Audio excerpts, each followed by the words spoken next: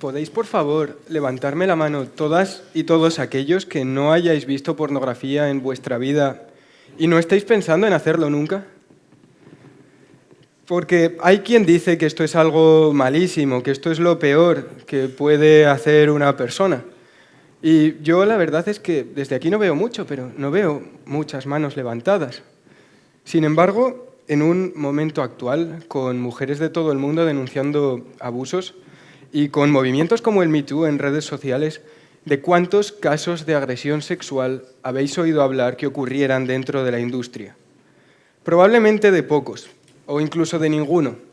Y eso quizás se deba, en parte, a la influencia del trabajo que gente como yo hemos hecho por la industria. Lo que os voy a contar hoy es el testimonio de varias mujeres que han sido agredidas sexualmente y explotadas sexualmente en este negocio, y también es mi experiencia propia. Por hacer algo muy parecido a esto, he tenido que aparecer escoltado por la policía porque en ese momento estaba amenazado. Todo empieza cuando tenía 21 años. Acababa de terminar el grado de periodismo y mi primer trabajo oficial fue el de escribir en nombre de figuras importantes para la industria. Colaboraba con un grupo editorial de tirada nacional que llevaba varias revistas eróticas. Y para que os hagáis una idea del trabajo que hacía, una de las cosas que escribí y que se me quedó grabada fue cómo ser madre y actriz porno al mismo tiempo. Y en esa columna, en realidad, estaba hablando de mi maternidad. No sé si me habéis visto bien, pero no hace falta fijarse mucho para ver que eso era mentira. Sin embargo, no eran mentiras inocentes. Respondían al interés de lavar la cara de la industria pornográfica. ¿Por qué? Porque necesitaban renovar las caras, necesitaban caras nuevas ahí dentro. Y esto se conseguía escribiendo principalmente dos ideas. La primera, que aquí se gana un dinero muy fácil, y la segunda es que esto te hace sentirte sexualmente liberada a participar en el porno. De esta forma se conseguían dos cosas. La primera era presentar el porno como una alternativa laboral perfectamente viable para el público femenino, y para el público masculino se presentaba como un consumo más ético en comparación quizás con la pornografía más machista que se producía supuestamente en los 80. Pero con el tiempo me fui adentrando más y más y fui viendo cómo eran los rodajes y me di cuenta de algo. Nada de lo que yo estaba contando era verdad y tenía muy poco de cierto también en lo que nos cuenta el famoso Salón Erótico de Barcelona. Por ejemplo, había tirones de pelos, había golpes, violencia y en general un montón de acciones que evidentemente no habían sido pactadas, no estaban consentidas. Os voy a poner algunos ejemplos.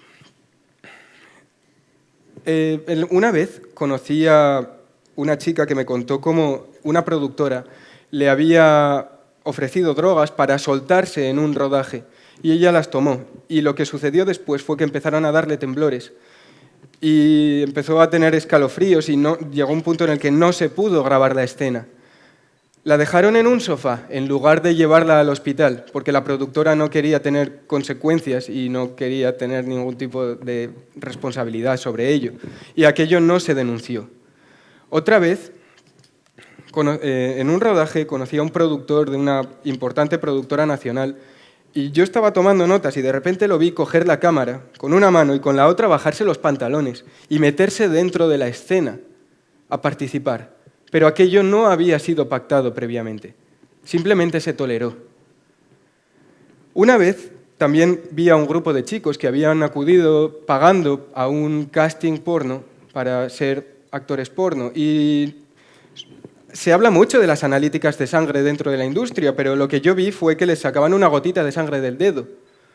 Eso no te dice absolutamente nada, como mucho el azúcar que puedas tener.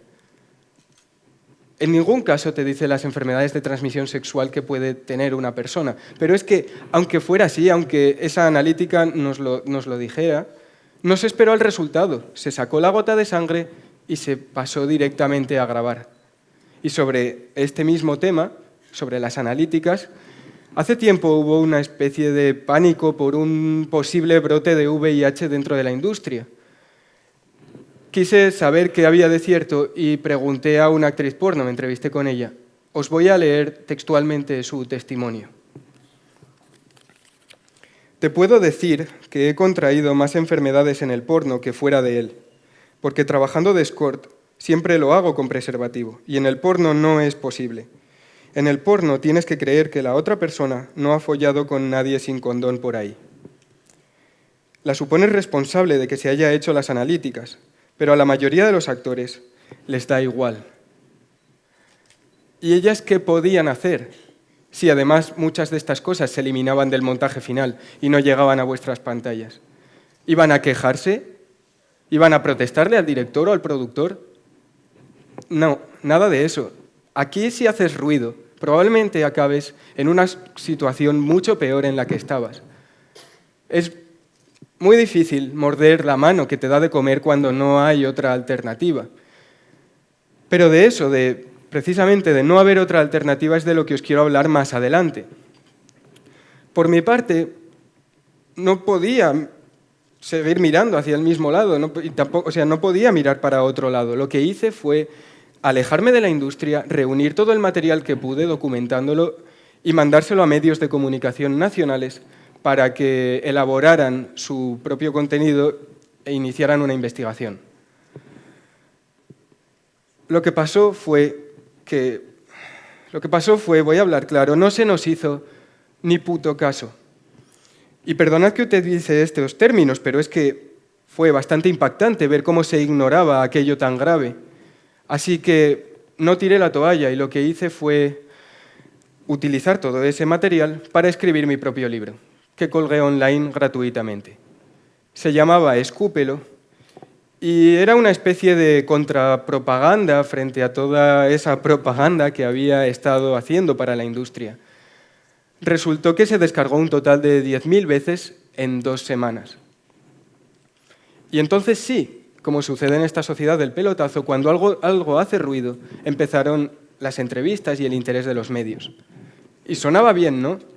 Pero esperad, porque cada vez que un medio mencionaba Escúpelo, recibían presiones desde dentro de la industria para retirar ese contenido. Y algunos acababan cediendo. Pero es que, además, yo recibí amenazas, mi círculo cercano recibió amenazas, el servidor donde estaba alojado el libro recibió ataques informáticos y nuestras redes sociales fueron cerradas, que era nuestra única forma de difusión. Querían que Escúpelo desapareciera a cualquier costa. Y casi lo consiguen. Pero resultó que una editorial, después de tanto ruido con las amenazas y con el retirar contenido, dijo, oye, ¿qué contendrá este libro? Y nos ofreció un contrato en papel. Escúpelo salió impreso, cuando parecía que todo se había perdido. Y por fin, con el libro impreso, podíamos hablar de prostitución encubierta dentro de la industria pornográfica, de la violencia, del fraude fiscal, o en realidad de todas esas amenazas que silencian todas estas situaciones negativas. El libro apareció en El Confidencial, en Público, en Radio Televisión Española, en La Sexta, e incluso internacionalmente tuvo un hueco en un documental de la BBC. Pasé un año presentando la investigación y entonces, tanto las informantes como yo elegimos continuar por 2 vías distintas. Una de ellas era la de la concienciación, en la que hablábamos al público general de lo que había detrás de las cámaras del porno. La segunda era de denuncia y colaborábamos con la policía y los juzgados para dejar constancia y denunciar esas agresiones sexuales. El problema es que, como con los medios, no se nos hizo ni puto caso. Y es que resulta que cuando firmas un papel, una agresión sexual se convierte en algo discutible, o al menos eso parecía, cuando los pornógrafos se defendían en estos contratos para no tener consecuencias legales, una vez los habíamos señalado. En este periodo, en este año, colaboré en ponencias que tendrían unos 10 ponentes. El precio de todo aquello en honorarios sería, si sumábamos todos, unos entre 3.000 y 5.000 euros, a lo que había que sumar viajes y estancias en hotel, más la organización también. Pero es que, por otro lado, otra de estas mujeres, y solamente si cumplían los requisitos, reciben 400 euros de ayuda al mes. Esto significa que lo que estaba pasando es que en un día nos estábamos fundiendo lo que esta mujer podría estar utilizando durante un año para buscar una alternativa a su situación.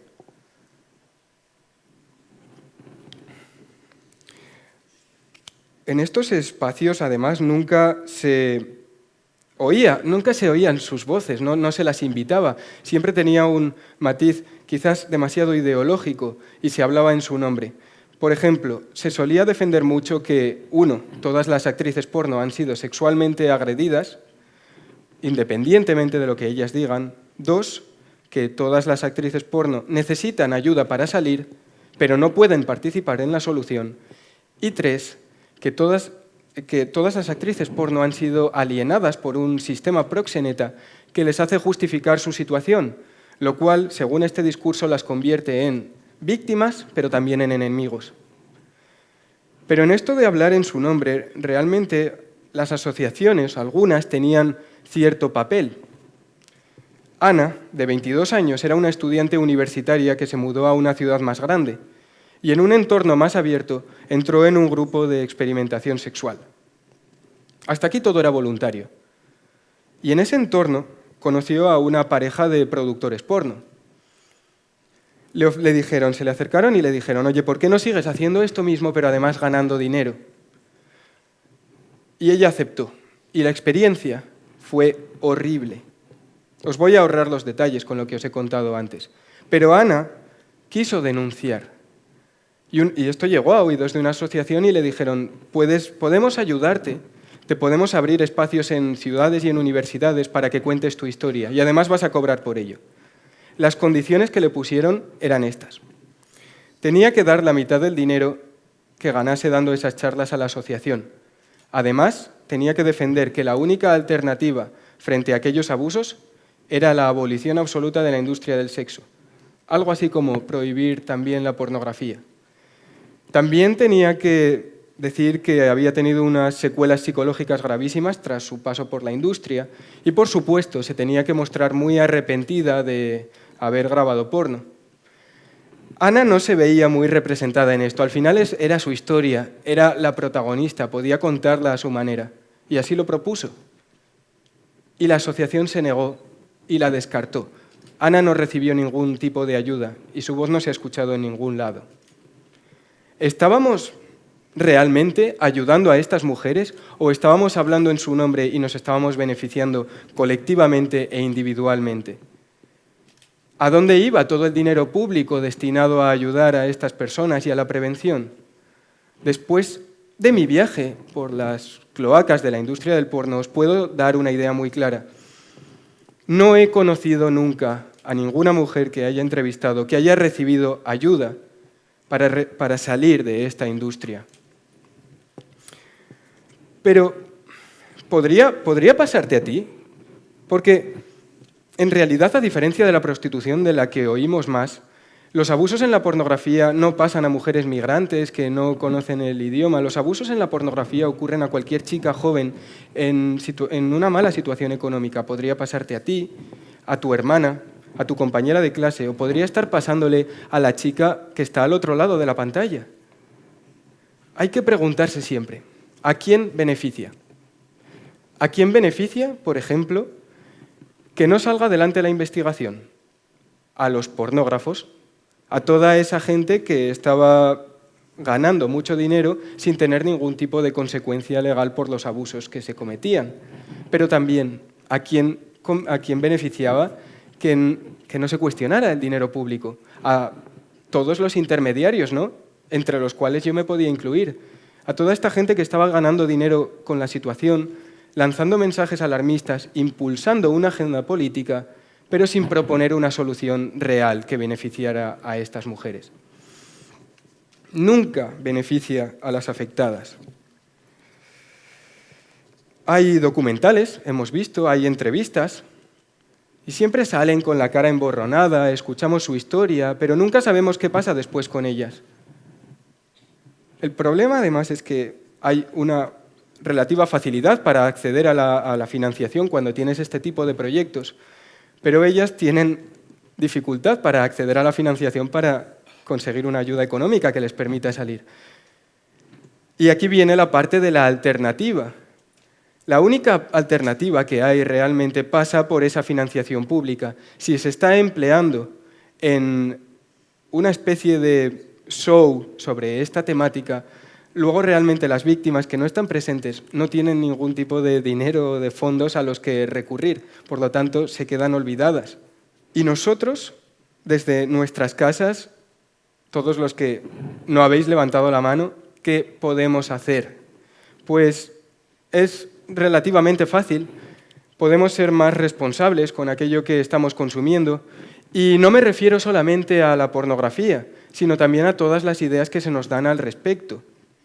Por ejemplo, ¿por qué estoy recibiendo en mi Facebook este fantástico reportaje de una chica joven de 20 años que me cuentan que se ha forrado grabando porno? ¿O por qué, en el momento en el que más se está hablando de abusos sexuales, parece que la industria del sexo no existe? ¿No os parece un poco raro? O cuando lleguéis a casa y busquéis en Google sobre este tema, ¿no os parecerá raro que siempre hablen las mismas personas y nunca lo hagan quienes lo han sufrido? Si nadie se hace realmente las preguntas adecuadas, nada va a tener por qué cambiar. Tenemos que desarrollar un espíritu más crítico que nos permita distinguir cuándo se nos está vendiendo la miseria ajena, disfrazada de una causa justa en beneficio del intermediario, pero no de la víctima. Muchísimas gracias.